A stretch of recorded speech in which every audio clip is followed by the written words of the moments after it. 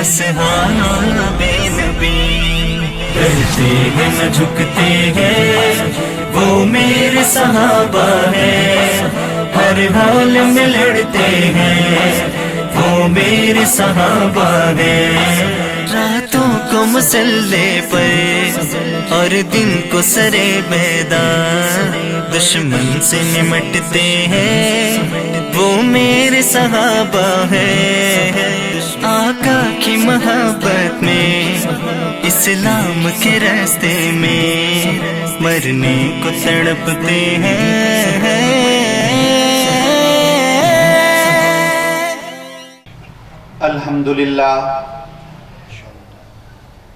الحمدللہ الذی زین النبیین بحبیبہ المصطفى ومن علی المؤمنین بنبیہ المجتبى، الصلاة والسلام علی سیدنا و مولانا محمد خیر الورى وعلی آلہ و اصحابہ المتعدبین بالتقوى، اما بعد فاعوذ باللہ السمیع العلیم من الشیطان الرجیم، بسم اللہ الرحمن الرحیم، للفقراء المہاجرین الذین اخرجوا من دیارہم واموالہم یبتغون فضلا من اللہ ورضوانا وینصرون اللہ ورسولہ، اولئک هم الصادقون، صدق اللہ مولانا العظیم وصدق رسولہ النبی الکریم الامین، ان اللہ وملائکتہ یصلون علی النبی یا ایہا الذین آمنوا صلوا علیہ وسلموا تسلیما، بآواز بلند درود پاک، الصلاۃ والسلام علیک یا سیدی یا رسول اللہ وعلی آلک واصحابک یا سیدی یا حبیب اللہ، الصلاۃ والسلام علیک یا خطیب الانبیاء والمرسلین وعلی آلک واصحابک یا رحمتا للعالمین۔ تمام تعریفیں اس ذات کے لیے جس کے سوا کوئی عبادت کے لائق نہیں، جس کا کوئی شریک نہیں، وہ واجب الوجود ہے، باقی ہر شے ممکن الوجود ہے، وہ بے نیاز ہے، باقی ہر شے اس کی نیاز مند ہے، وہ الہ ہے، معبود ہے، باقی سب عبد ہے، اور ہر حمد اس ذات کے لیے جس نے ہمیں وجود بخشا اور بے شمار نعمتیں عطا کی۔ گننا شروع کریں تو گنتی ختم ہو جائے، لیکن رب ذوالجلال کی نعمتیں ختم نہ ہوں۔ ان نعمتوں میں سب سے بڑی نعمت وجود مصطفیٰ ہے، اور بے شمار درود و سلام اس ہستی پاک پر جو ہمارے درود کے محتاج نہیں، ان پر اللہ درود بھیج رہا ہے، اس کے فرشتے درود بھیج رہے ہیں، اور بے شمار درود و سلام اس ہستی پاک پر جن پر درود پڑھنے سے ہمارے دکھ دور ہوتے ہیں، دلوں کو سکون نصیب ہوتا ہے۔ جو درود پڑھنا بھول گیا سمجھیے وہ جنت کے راستے بھول گیا، اور بے شمار درود و سلام اس ہستی پاک پر جن پر درود پڑھنا باعث ہدایت بھی ہے اور باعث نجات بھی۔ تو پھر پڑھیے الصلاۃ والسلام علیک یا سیدی یا رسول اللہ وعلی آلک واصحابک یا سیدی یا حبیب اللہ۔ مسلم شریف میں حدیث پاک ہے، الحمدللہ ملء المیزان، کہ جو بندہ اللہ کی حمد بیان کرتا ہے قیامت کے دن اس کی نیکیوں کا پلڑا وزنی ہو جائے گا، اور قیامت کے دن آقا کریم جو جھنڈا بلند کریں گے وہ بھی اللہ کی حمد کا جھنڈا ہوگا، انا حامل لواء الحمد یوم القیامہ۔ اور ہر حمد اس ذات کے لیے جس نے ہمیں وجود بخشا۔ امام زین العابدین رضی اللہ تعالی عنہ سے کسی نے پوچھا کہ حضور جب لوگ مختلف فرقے اختیار کر لیں گے، جب لوگ مختلف فرقوں میں بٹ جائیں گے، اور حضور کی حدیث پاک ہے کہ 73 فرقے ہوں گے، صرف ایک جنتی ہوگا۔ تو عرض کیا کہ حضور کوئی پہچان بتا دیں، کوئی نشانی بتا دیں۔ تو امام زین العابدین رضی اللہ تعالی عنہ نے فرمایا کثرت الصلاۃ علی النبی، کہ وہ جنتی لوگ، جنتی جماعت کثرت سے حضور پر درود پڑھنے والے ہیں۔ اور آقا کریم نے فرمایا کہ جو مجھ پر شوق سے درود پڑھتا ہے، میں بڑے شوق سے اس کا درود سنتا ہوں۔ تو ایک دفعہ اس نیت سے درود پاک پڑھ لیں کہ دور و نزدیک کے سننے والے وہ کان لالے کرامت پہ لاکھوں سلام۔ ادھر ہم درود پڑھ رہے ہیں اور ادھر آقا کریم درود سن رہے ہیں۔ پھر پڑھیے الصلاۃ والسلام علیہ۔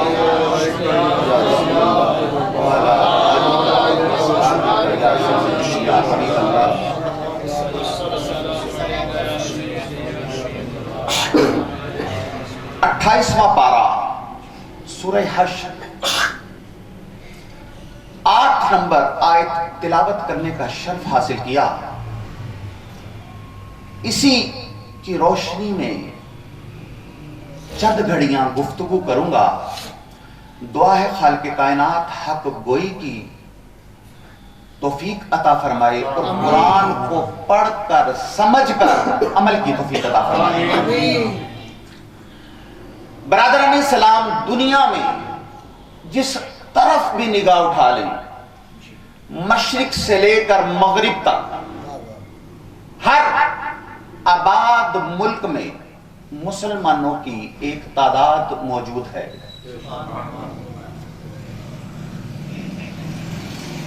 کم و بیش 60 کے لگ بھگ اسلامی ممالک ہیں، اور جو اسلامی ملک نہیں بھی ہیں وہاں پر بھی مسلمان موجود ہیں۔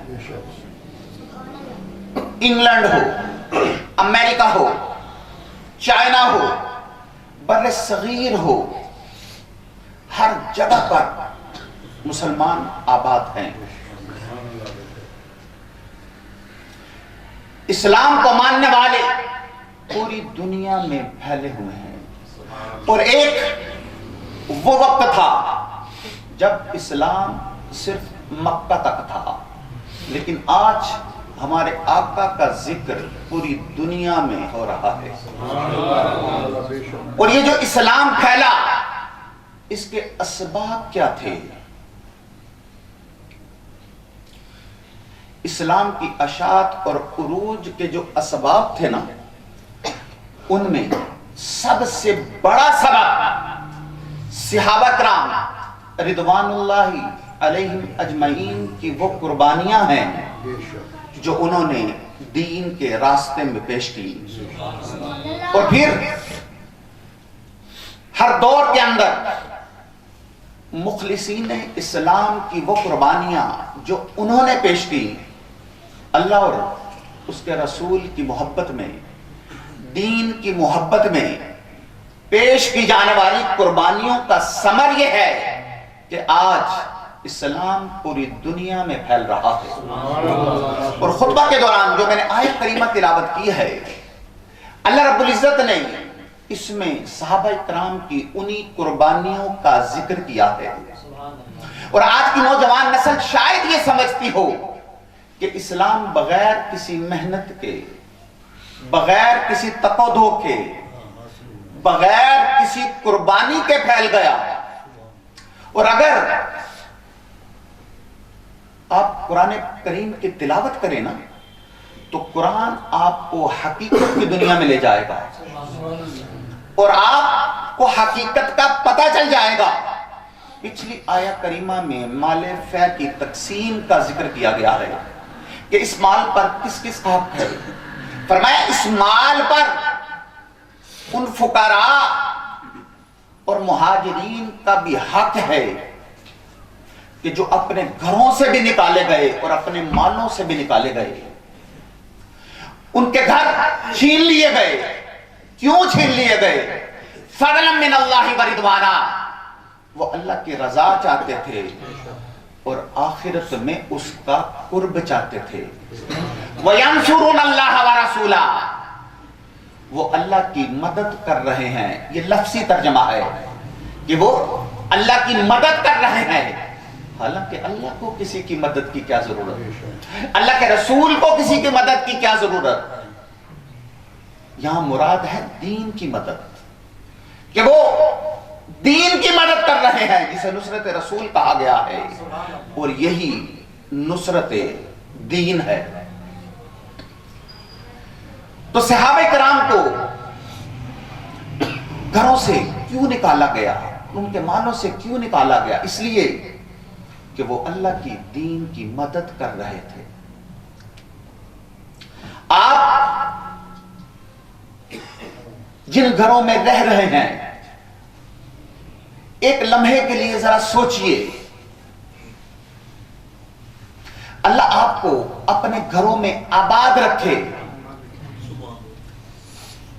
اللہ نہ کرے ایسا ہو، صرف سمجھانے کے لیے مثال دے رہا ہوں کہ جن گھروں میں آپ رہ رہے ہیں اور جو کاروبار آپ اپنے بچوں کے لیے، اپنے بچوں کے رزق کے لیے کر رہے ہیں، وہ گھر آپ سے چھین لیے جائیں اور ذرائع کاروبار بھی چھین لیے جائیں، اور سبب کیا ہو کہ جن گھروں میں آپ رہ رہے ہیں وہ گھر چھین لیے گئے، ذرائع کاروبار بھی چھین لیے گئے، اور سبب یہ ہے کہ آپ دین کے ساتھ مخلص ہیں۔ تو جب گھر بھی چھین لیے گئے، ذرائع کاروبار، ذرائع آمدن بھی چھین لیے گئے، تو ذرا سوچئے وہ کیسے لوگ تھے جو پھر بھی حضور کے ساتھ وفا کر رہے ہیں۔ نعرہ تکبیر، نعرہ رسالت، نعرہ حیدری، نعرہ غوثیہ، حضرت علامہ پیر مفتی محمد صفدر علی قادری صاحب، آج عوض حاجت قادری صاحب، اپنے ملاد مصطفیٰ۔ اب ذرا تصور کیجئے کہ گھروں پر بھی قبضہ ہو گیا، رہنے کے لیے چھت کوئی نہیں، ذرائع کاروبار پر بھی قبضہ ہو گیا، آمدن کا کوئی ذریعہ نہیں۔ ذرا سوچئے کہ انسان کی پریشانی کا کیا عالم ہوگا۔ اپنے اوپر قیاس کریں، تصور کریں کہ صحابہ نے کتنی بڑی قربانی دی ہے تو دین ہم تک پہنچا ہے۔ میں آپ کو قرآن سنا رہا ہوں، اخرجوا من دیارہم و اموالہم، کہ وہ اپنے گھروں سے بھی نکالے گئے اور اپنے مالوں سے بھی نکالے گئے۔ تو قرآن نے نا ان صحابہ کرام کی نیت کو بیان کیا ہے کہ انہوں نے گھروں کو چھوڑنا اور اپنے مالوں کو چھوڑنا کس وجہ سے گوارا کیا؟ فرمایا یبتغون فضلا من اللہ و رضوانا، کہ صحابہ کل بھی مظلوم تھے، صحابہ آج بھی مظلوم ہے۔ سبحان اللہ۔ اس وقت کے کافروں نے صحابہ پر ظلم کیا، اور آج بعض لوگ صحابہ کی شخصیتوں پر ظلم کر رہے ہیں۔ لیکن اگر بندہ قرآن پڑھے تو قرآن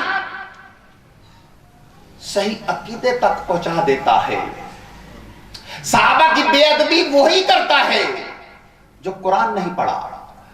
تو اگر آپ قرآن پڑھیں تو قرآن بتاتا ہے کہ صحابہ محسن ملت اسلامیہ ہے، اور صحابہ کے احسانات کی بدولت آج دین ہم تک پہنچ رہا ہے۔ ہمارا اسلامی سال ہجری ہے 1442 سن ہجری۔ اچھا، یہ ہجری کا معنی کیا ہے؟ ہجری کا مطلب کیا ہے؟ ہجرت کا معنی ہے چھوڑنا۔ تو اسلامی تاریخ میں ایک ایسا وقت آیا، ایک ایسا دور آیا کہ صحابہ نے دو چیزوں میں سے نا ایک چیز کو رکھنا ہے، یا تو حضور کو رکھ لیں اور یا اپنا گھر بار مال و اسباب رکھ لیں۔ تو صحابہ نے کس چیز کو چھوڑا ہے؟ صحابہ نے اپنے گھر بار مال و اسباب چھوڑ دیے اللہ کے رسول کو نہیں چھوڑا۔ حضرت ابو سلمہ رضی اللہ تعالیٰ عنہ مکہ سے مدینہ ہجرت کرنے لگے ہیں۔ آپ کی بیوی حضرت ام سلمہ بھی ساتھ، بچہ بھی ساتھ۔ جب آپ لوگ مکہ سے نکلنے لگے ہیں تو آپ کی بیوی حضرت ام سلمہ کے قبیلے والے آ گئے۔ انہوں نے کہا کہ اے ابو سلمہ، تم نے حضور کے پاس جانا ہے تو جاؤ، تم نے رسول اللہ کے پاس جانا ہے تو جاؤ، لیکن یہ جو تمہاری بیوی ہے نا، یہ ہمارے قبیلے کی بچی ہے، اسے ہم نہیں جانے دیں گے۔ کچھ دیر جھگڑا ہوا اور انہوں نے آپ کی بیوی کو چھین لیا، اور ادھر حضرت ابو سلمہ کے قبیلے والے آ گئے۔ انہوں نے کہا کہ اے ابو سلمہ، تم مدینہ منورہ نہ جاؤ۔ تو آپ نے فرمایا کہ میں حضور کے بغیر نہیں رہ سکتا، میرے محبوب ہیں، میں نے وہیں پر جانا ہے۔ تو وہ کہنے لگے کہ پھر یہ جو بچہ ہے نا، اسے ہم نہیں جانے دیں گے۔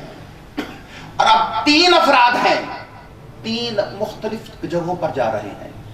آپ کی بیوی حضرت ام سلمہ کو ان کے قبیلے والے لے گئے، اور بچے کو حضرت ابو سلمہ کے قبیلے والے لے گئے، اور انہوں نے کہا کہ اب اپنی بیوی اور بچے کے بغیر اکیلے مدینہ منورہ جا کر دکھاؤ تو قربان جائیں جذبوں کی صداقت پر، عشق و ورفتگی پر۔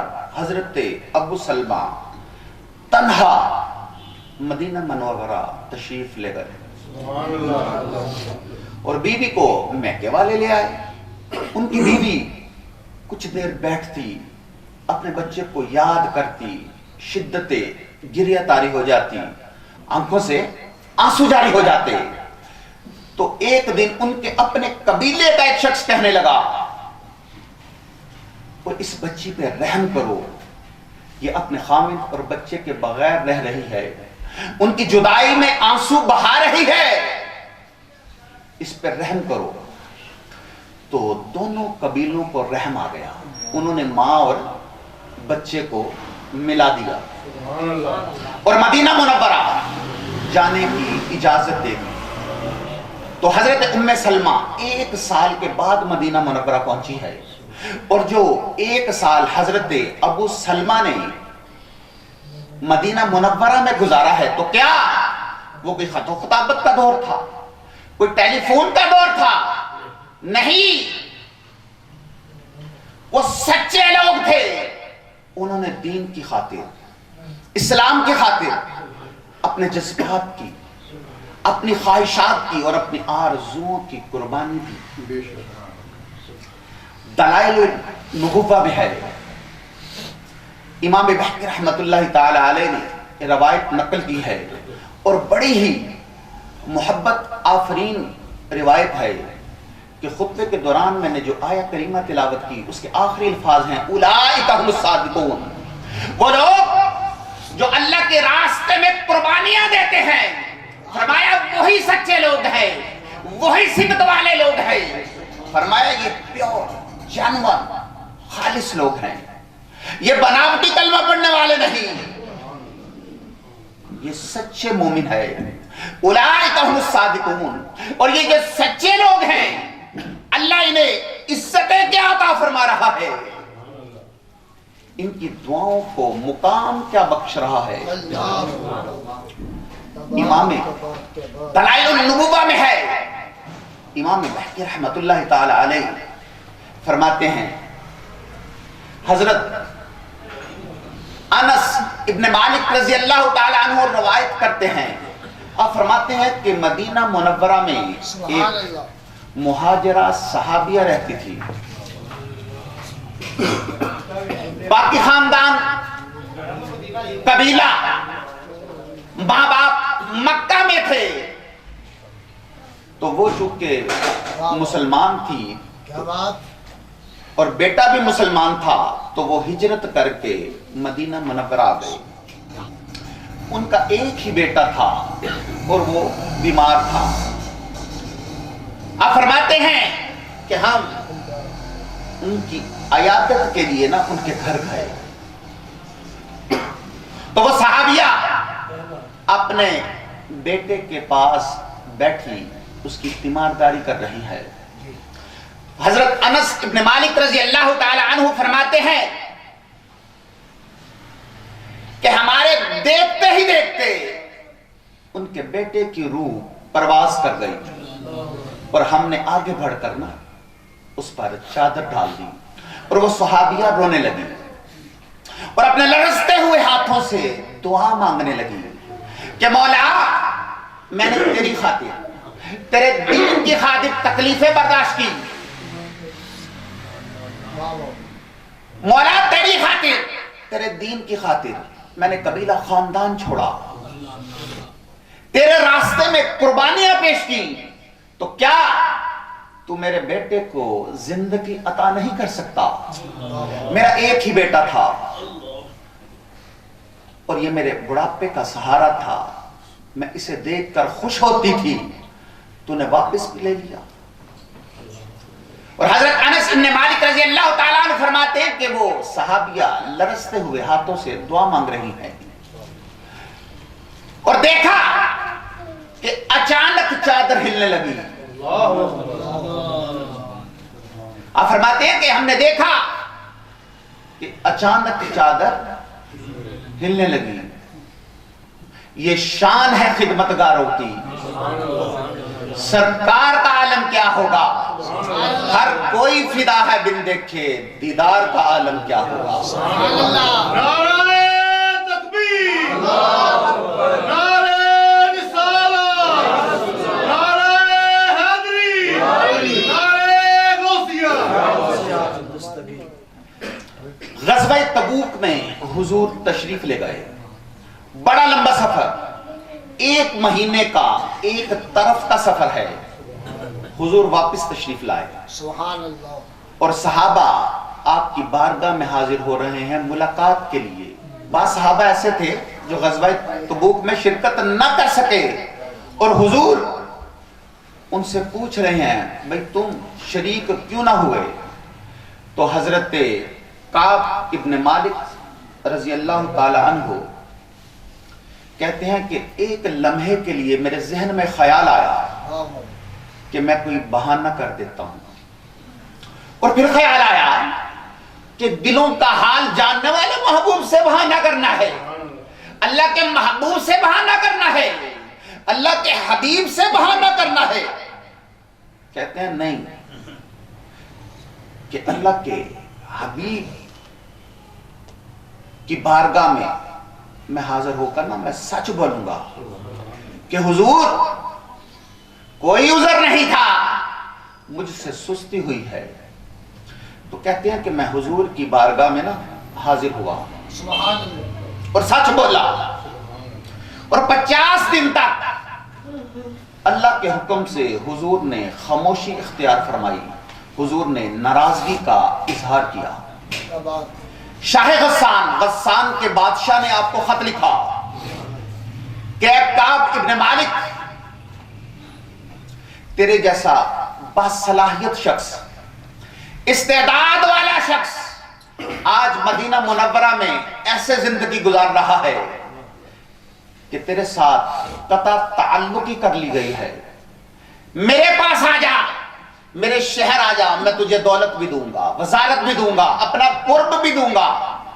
یہ پیشکشیں لکھ کر نا خط بھیجا. سر بازار گزرتے ہوئے قاصد نے خط دیا. آپ نے خط پڑھا اور پڑھ دیا اور فرمایا قاصد جاؤ، جا کے شاہ غسان سے کہہ دو کہ تیرے مہر نہ لو اودا کہر چنگا. عرض کیا کہ میں رہوں گا حضور کے دروازے پر ہی، مروں گا حضور کے دروازے پر ہی، جب تک میری سانسیں بحال ہے میں حضور کا دروازہ نہیں چھوڑ سکتا. قرآن کہتا ہے اولئک ھم الصادقون، یہی لوگ سچے لوگ ہیں۔ حضرت کعب رضی اللہ تعالیٰ عنہ بڑے مشکل دور سے گزر رہے ہیں۔ سبحان اللہ۔ آپ اپنے چچا زاد بھائی کے پاس تشریف لے گئے، وہ باغ میں نا کام کر رہے ہیں۔ آپ نے جا کر سلام کیا، انہوں نے منہ دوسری طرف پھیر لیا۔ آپ نے دوسری طرف سے سلام کیا، انہوں نے پھر منہ دوسری طرف پھیر لیا۔ آپ نے بازو پکڑ کے ہلایا کہ آپ میرے چچا زاد بھائی ہیں، آپ مجھ سے بات کیوں نہیں کرتے، میرے سلام کا جواب کیوں نہیں دیتے؟ تو وہ صحابی رسول کہنے لگے جاؤ جا کر پہلے حضور کو راضی کرو، اگر حضور راضی ہیں تو میں راضی ہوں، اگر حضور راضی نہیں تو میں کیسے راضی ہو سکتا ہوں؟ رشتے سارے توڑ کر سارے جہاں سے ہم وابستہ ہو گئے ہیں، تیرے آستان سے ہم 50 دن گزر گئے۔ حضور نماز فجر پر تشریف لائے، صحابہ انتظار کر رہے ہیں۔ حضور نے فرمایا کہ جاؤ جا کر انہیں خوشخبری دو، انہیں مبارکباد دو، جن کی توبہ اللہ نے قبول فرما لی ہے، اور انہیں جا کر بلا کے لاؤ۔ تو حضرت کعب ابن مالک رضی اللہ تعالیٰ عنہ کہتے ہیں کہ میں چھت پہ تھا، جب صحابی نے جا کر مجھے گلی سے آواز دی تو مجھے چھت سے سیڑھیوں کی طرف جانا مشکل نظر آیا۔ میرے دل نے چاہا کہ میں چھت سے گلی میں چھلانگ لگا دوں کہ حضور نے مجھے بلایا ہے، حضور مجھے بلا رہے ہیں۔ تو کہتے ہیں جب میں مسجد میں پہنچا تو حضور کھڑے مسکرا رہے ہیں اور فرما رہے ہیں کہ کعب ابن مالک، اور جب سے تیری ماں نے تجھے جنم دیا ہے آج کا دن تیرے لیے سب سے زیادہ برکتوں والا اور رحمتوں والا دن ہے کہ اللہ نے تیری توبہ قبول فرما لی۔ حضرت سعد رضی اللہ تعالیٰ عنہ حضور کی بارگاہ میں حاضر ہوئے، عرض کیا یا رسول اللہ صلی اللہ علیہ وسلم کہ کالا ہونا کوئی عیب ہے؟ حضور نے فرمایا نہیں۔ عرض کیا یا رسول اللہ کالے لوگ جنت میں جائیں گے؟ آپ نے فرمایا جائیں گے۔ یہ فیصلہ تو تیرے ایمان اور عمل پر ہونا ہے، کالے رنگ کی وجہ سے تو نہیں روکا جائے گا۔ تو عرض کیا یا رسول اللہ پھر لوگ مجھے اپنی بیٹی کا رشتہ کیوں نہیں دیتے؟ کہتے ہیں کہ تو کالا ہے اس لیے ہم تجھے اپنی بیٹی کا رشتہ نہیں دے سکتے۔ حضور مسکرائے، فرمایا سعد عمر وہب بن سقفی کے گھر چلے جاؤ اور اسے جا کر کہو کہ حضور نے تمہاری بیٹی کا رشتہ میرے ساتھ طے کر دیا۔ جناب سعد چلے گئے، جا کر دروازے پر دستک دی، عمر بن وہب سقفی باہر آئے، ملاقات ہوئی، حضور کا پیغام دیا۔ تو عمر وہب بن سقفی نے سوچا کہ سعد غریب آدمی ہے اور اس کا رنگ بھی کالا ہے، میں امیر آدمی ہوں اور میری بیٹی بھی ماہ پارا ہے، یہ اپنی طرف سے ہی بات بنا کر آ گیا ہے۔ باپ تھے، جناب سعد کو دروازے سے ہٹایا کہ جاؤ چلے جاؤ۔ جب اندر آئے تو بیٹی نے پوچھا کہ ابا جان اب کس سے جھگڑا کر رہے تھے، کس سے جھگڑ رہے تھے؟ تو کہا کہ سعد آیا تھا اور وہ کہہ رہا تھا کہ تمہارا رشتہ حضور نے اس کے ساتھ طے کر دیا ہے۔ تو بیٹی نے کہا کہ ابا جان آپ نے کیا کہا؟ تو عمر وہب بن سقفی نے کہا کہ میں نے اسے واپس بھیج دیا کہ تو اپنی طرف سے بات بنا کر آیا ہے۔ تو قربان جائیں صحابیہ کی سوچ پر، کہنے لگی ابا جان یہ آپ نے کیا کیا؟ آپ نے حضور کا حکم واپس موڑ دیا، حضور کے قاصد کو واپس موڑ دیا. جائے حضور کی بارگاہ میں اور جا کر عرض کریں کہ حضور یہ تو ہمارے لیے سعادت ہے, ہمیں یہ رشتہ منظور ہے. ابا جان کہ میں کتنی خوش نصیب ہوں, کل بروز قیامت کوئی بیٹی کہے گی کہ میرا رشتہ میرے باپ نے طے کیا تھا, کوئی کہے گی میرا رشتہ میری ماں نے طے کیا تھا, کوئی کہے گی کہ میرا رشتہ میرے ماموں نے طے کیا تھا. اور میں کتنی خوش نصیب ہوں, میں کہوں گی میرا رشتہ اللہ کے رسول نے طے کیا تھا. لوگ اپنی بیٹیوں کے رشتے طے کرتے ہیں, غیروں کے تو نہیں طے کرتے. بیٹی کے کہنے پہ باپ پہنچ گیا حضور کی بارگاہ میں. حضور نے فرمایا عمر وہب بن ثقفی تو نے میرے قاصد کو واپس بھیج دیا.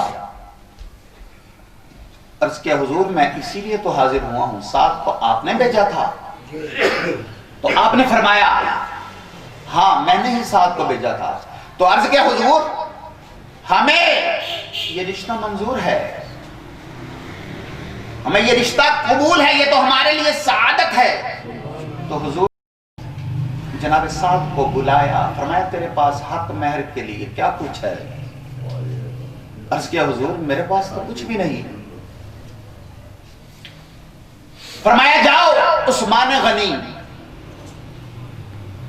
اور 2 اور صحابہ کے نام لیے ان کے پاس, اور انہیں جا کر کہو کہ وہ تمہیں 200 درہم دے دیں. جناب سعد گئے ان کے پاس, انہوں نے 200 درہم دے دیے, کل 600 درہم ہو گئے. اب حضرت سعد رضی اللہ تعالیٰ عنہ نے اس میں سے حق مہر بھی دینا ہے اور شادی کا سامان بھی خرید رہے ہیں. بازار گئے, کپڑا خرید رہے ہیں, کپڑا دیکھ رہے ہیں.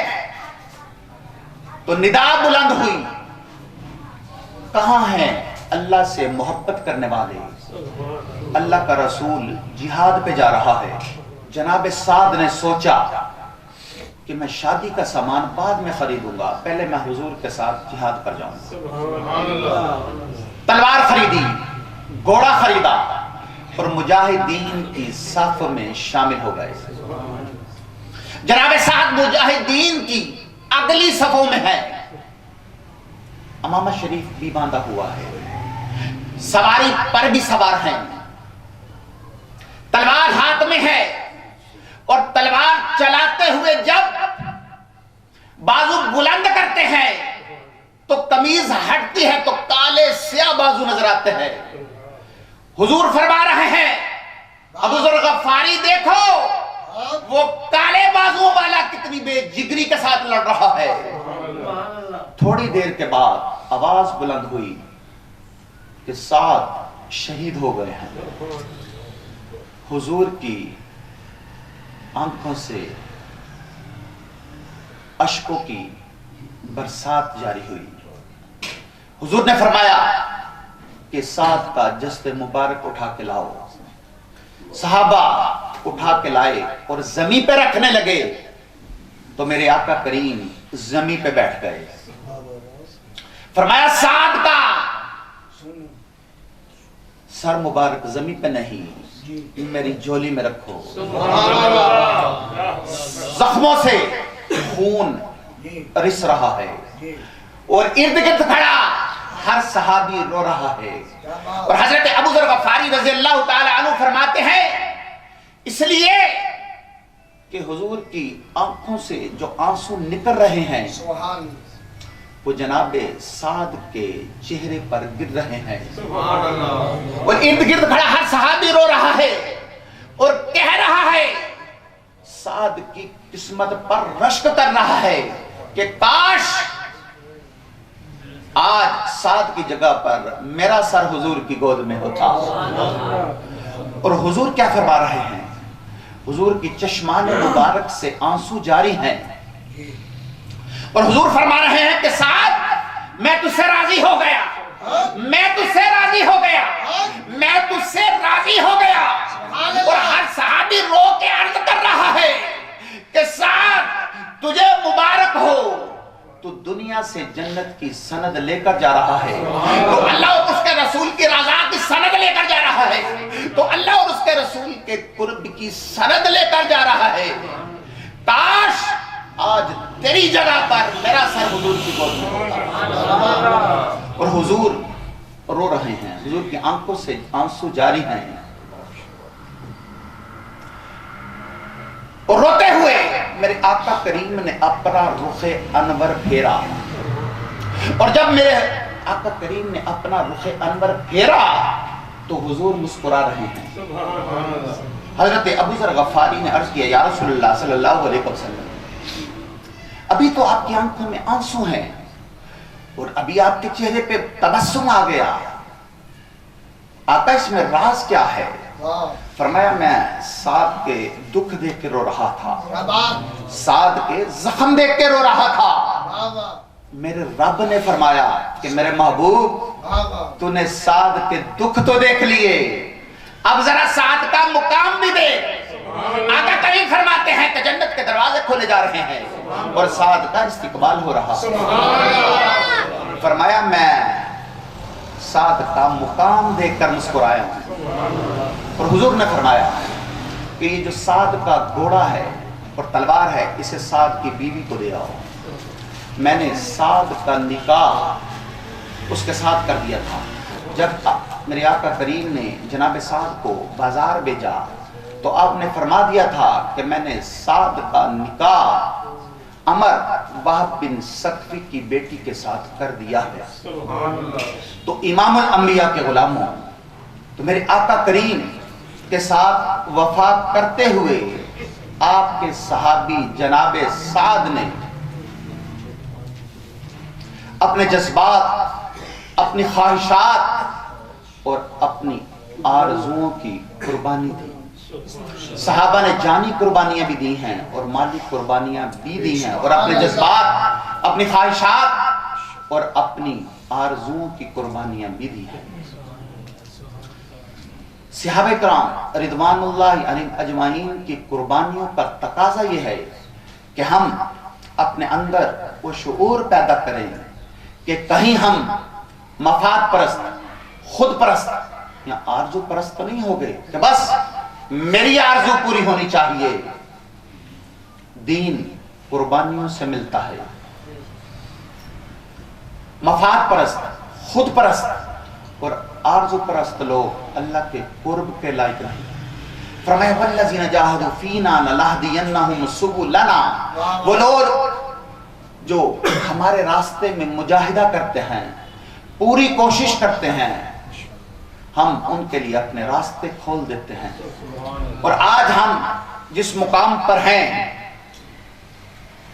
اور یہ جو دنیا کی زندگی ہے، ہم سنتے رہتے ہیں نا یہ آزمائش ہے، تو یہ کس چیز کی آزمائش ہے؟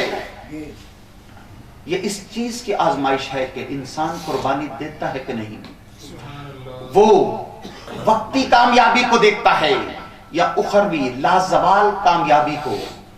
دنیا کی نعمتیں بھی وقتی اور دنیا کی کامیابی بھی وقتی، آخرت کی نعمتیں بھی دائمی اور آخرت کی کامیابی بھی دائمی۔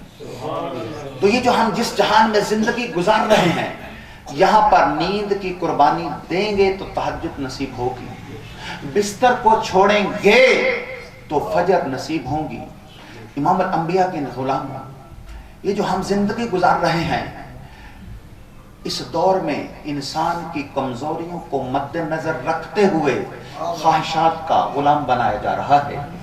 ایسی ایسی چیزیں ایجاد کی جا رہی ہیں کہ انسان اپنی ہی خواہشات کا غلام بن جائے۔ ہم نعرے تو لگاتے ہیں کہ غلامی رسول میں موت بھی قبول ہے، ہم نعرے تو لگاتے ہیں کہ ہم عاشق رسول ہیں، ہم نعرے تو لگاتے ہیں کہ ہم عشق رسول کے علم بردار ہیں، لیکن میں بسا اوقات سوچتا ہوں کہ محبت اور ہم، عشق رسول اور ہم تو اپنی ذات کے پجاری ہیں، ہم تو اپنے نفع نقصان کے بغیر سوچتے ہی نہیں۔ جو بندہ اپنی ذات کے دائرے میں رہ کر سوچتا رہتا ہے، اسے کیا معلوم کہ عشق رسول کس چیز کا نام ہے۔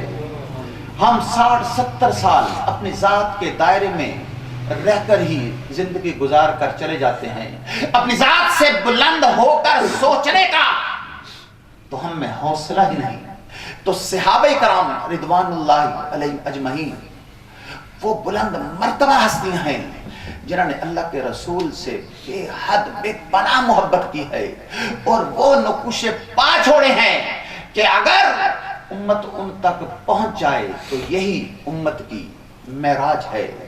اور صحابہ سے کئی مرتبہ کئی مواقع پر یہ عرض کیا گیا کہ یہ نفع لے لو اور حضور کو چھوڑ دو، یہ نفع لے لو تو دین کو چھوڑ دو۔ لیکن صحابہ نے کہا کہ ہم دنیا کے سارے نفع چھوڑ سکتے ہیں، دنیا کی ساری کامیابیوں کو چھوڑ سکتے ہیں، لیکن ہم حضور کو نہیں چھوڑ سکتے۔ تو میرے بھائیوں، جنہوں نے یہ وابستگی اختیار کی ہے، اللہ رب العزت نے انہیں دونوں جہان کی کامیابیاں کامرانیاں عطا فرمائی ہے۔ اور آج ہمارے پاس درود شریف پڑھنے کے لیے وقت نہیں۔ کیا واقعتاً ہی ہم محبت کرنے والے ہیں تو ہمارے پاس اپنے محبوب کے لیے وقت نہیں؟ کیا واقعتاً ہی ہم محبت کرنے والے ہیں تو اللہ اور اس کے رسول کے دین کی ہمیں فکر نہیں؟ فتنوں کے اس دور میں اپنے معاشرے کی اور اپنے اولادوں کی فکر کریں۔ ایک صوفی بزرگ نے بڑی خوبصورت بات کی تھی، ہم مسجدیں تو بناتے ہیں لیکن ہم معاشرہ نہیں بناتے۔ ہم مسجدیں تو بناتے ہیں کہ اللہ کی عبادت کی جائے، لیکن ہم معاشرہ نہیں بناتے کہ اللہ کی بندگی کی جائے۔ مسجدیں بنانا یہ اپنی جگہ اہمیت رکھتی ہے، لیکن اگر اس سے آدھا وقت اگر ہم معاشرہ بنانے میں دیں، اپنے گھروں میں دینی ماحول بنانے میں دیں، مسجد باہر تو بن گئی، اندر بھی مسجد ہونی چاہیے، دلوں کے اندر پاکیزگی ہونی چاہیے۔ اور آخر میں دعا ہے اللہ رب العزت ہمیں حضور کے ناموس پر مر مٹنے کی توفیق عطا فرمائے۔ صحابہ وہ سچے لوگ تھے، ہمیں ان کے نقش قدم پر چلنے کی توفیق عطا فرمائے۔ اور ساتھ ہی ساتھ میرے شیخ کامل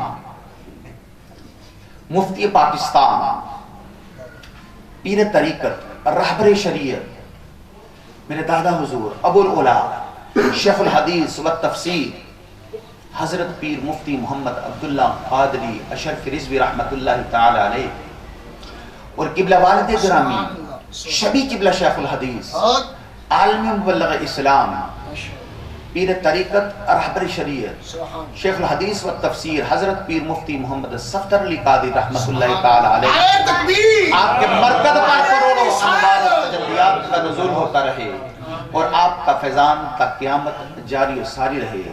وآخر دعوانا ان الحمدللہ رب العالمین۔